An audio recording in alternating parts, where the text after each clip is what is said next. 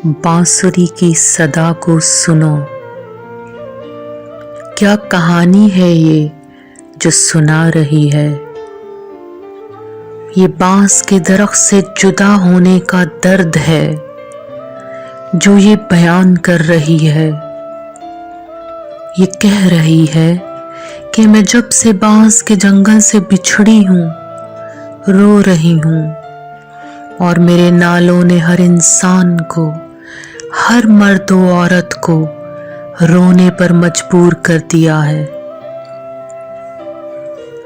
मैं तो ऐसा सीना ढूंढ रही हूँ जो दुखों से चाक चाक हो, ताकि मैं उस पर अपने दर्द खोल सकूं। क्योंकि दुखी की पुकार तो दुखी ही सुन और समझ सकता है। सुन लो कि जो भी अपनी असल से, अपनी बुनियाद से, अपनी रूह से कट गया, वो बस अपनी असल से मिलन की जुस्तजू में ही दिन रात बेचैन है। ये है वो गम जिसकी दास्तान मैं हर महफिल में सुनाती हूँ। चाहे ये महफिल खुशी मना रहे लोगों की हो या दुख के नोहे गाने वालों की। मेरा महफिले गम या महफिले ऐश से क्या लेना देना। मैं तो बस अपना गम है जो रो रही हूँ। मैं तो अपना गम है जो रो रही हूँ। Listen to this reed, how it complains. It is telling a tale of separations, saying, ever since I was parted from the reed bed, man and woman have mourned in my lament.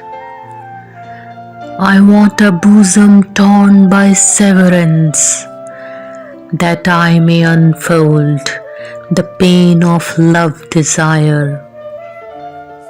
Everyone who is left far from his source wishes back the time when he was united with it. In every company I uttered my wailful notes. I consorted with the unhappy, and with them that rejoice.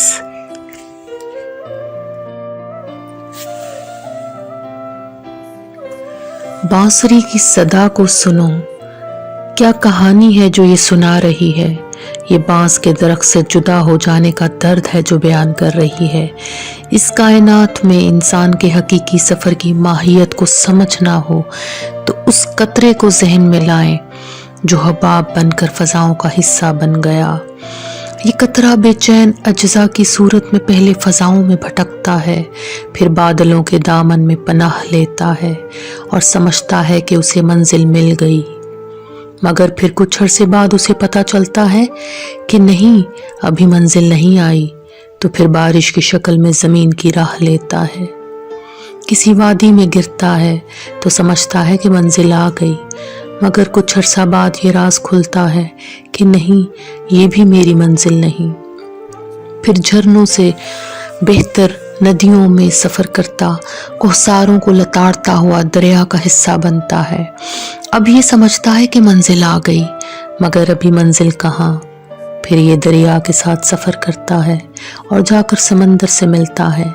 ये वो मुकाम है कि जहाँ इसका सफ़र इख्तिताम पसीर होता है, जहाँ वो अपनी हकीकत से आशना होता है और इस हकीकत से भी कि ये सारा सफ़र असल में यहीं पहुँचने के लिए था। मौलाना रूमी कह रहे हैं कि बांसुरी बांस के जंगल से कट जाने के गम में रो रही है। अपनी असल से, अपनी बुनियाद से कट जाने का गम है जो ये बांसुरी बयान कर रही है। इसका गम ऐसा दिलदोज है कि हर मर्द व औरत इसकी आहो फगा सुनकर दुखी हो जाता है। बांसुरी की धुन हर शख्स पर असर जरूर करती है, मगर उसका दर्द दिल तो बस उसी पर खुलता है जो खुद जुदाइयों का दर्द सह रहा हो, जिसे खुद ये शऊर हो कि वो ऐसी ही बांसुरी है जो बांस के जंगल से कट चुकी है, जो अपनी हकीकत की तलाश के सफर में भटक रहा है। रूमी कहता है कि बांसुरी हर महफिल में रोती है, अपनी धुन बखेरती है, सिर्फ उस शख्स के कानों तक पहुंचने के लिए जिसका अपना दिल चाक चाक हो, क्योंकि दुखी का दुख तो कोई दुखी रूह ही समझ सकती है। जुदाई का नोहा तो उसी दिल पर असर करता है जो खुद उस हकीकत को पहुंच चुका हो कि वो अपनी असल से, अपनी बुनियाद से, मुब्दाए हकीकत से जुदा है, जिसको खुद ये लगन लगी हो कि वो अपने कतरे को कुलज़िम से हम आहंग कर सके। अगले शेर में रूमी कहते हैं कि सुन लो कि जो भी अपनी असल से, अपनी बुनियाद से, अपनी रूह से कट गया, वो बस अपनी असल से मिलन की जुस्तजू में ही दिन रात बेचैन है। ये इंसान की फितरत की बेचैनियाँ, ये इर्तिका की सारी कहानी बस इसी मंजिल तक पहुँचने की ही दास्तान है कि जहाँ खालिक और मखलूक के दरमियान हाइल सारे पर्दे हट जाएं। ये है वो सारी कहानी जो इंसान की बेचैन फितरत बयान करती है, बिल्कुल वैसे ही जैसे रूमी की इस नज़म के अगले शेर में कहा गया है कि बांसुरी उसी जुदाई के गम में हर महफिल में अपना रोना रो रही है। बांसुरी को इस बात से गर्ज ही नहीं कि वो जिस महफिल में अपना सुर बखेर रही है वो महफिल गम है या खुशी मना रहे लोगों की महफिल है। वो तो बस ऐसे कान को ढूंढ रही है जहां वो पहुंचे तो अपनी हकीकत उसको समझा सके और इसमें भी ये एहसास पैदा कर सके कि वो भी किसी असली हकीकत से बिछड़ा है। जब ये बांसुरी ऐसे कान तक पहुंचती है तो इसके दिल से भी यही आवाज़ निकलती है कि गोया ये भी मेरे दिल में था।